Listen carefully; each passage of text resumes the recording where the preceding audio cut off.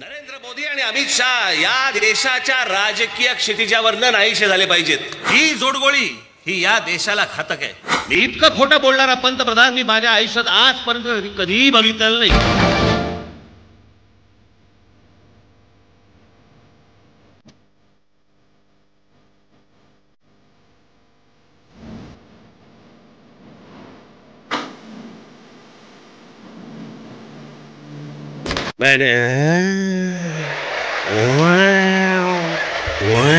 कुठून त्या गाड्या जातात का आजूबाजूनी? असं बोलतं का कोण?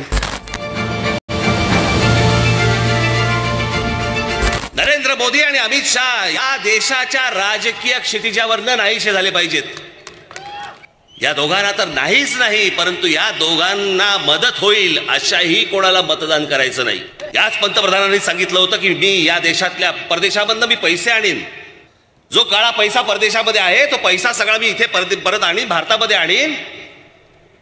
आणि या देशातल्या प्रत्येक माणसाच्या खात्यामध्ये मी 15-15 लाख रुपये टाकीन. बोलले होते की नव्हते? एक प्रयोग आम्ही नरेंद्र मोदींचा पाहिला, ज्यांनी देश खड्ड्यात घातला.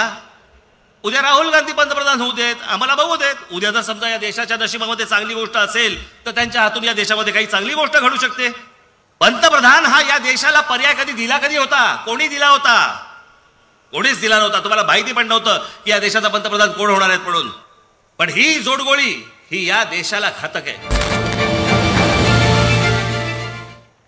आता नवीन घातक झाले लोकांचं बस. सध्या 5 वर्षापूर्वीची भाषणं मी तुम्हाला का दाखवतोय? लोक किती बदलतात. आता काल बिनशर्त पाठिंबा दिला साहेबांनी, आपल्या बिनशर्त पाठिंबा दिला आणि पुन्हा 5 शर्ती घातल्या. या या या या गोष्टी करा. आज मी हे यासाठी आपणाला सांगतोय की या देशातल्या जनतेनं आता निर्णय पक्का केलेला आहे.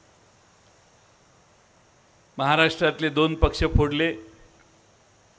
पक्ष फोडाफोडीची गरज नसताना या महाराष्ट्रातले 2 पक्ष फोडले आणि त्यातले सगळे आपल्या बाजूला आमदार घेतले.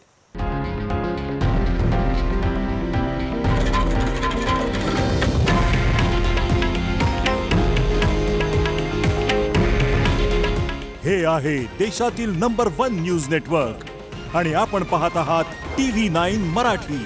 काळजी तुमची, हित महाराष्ट्राचं.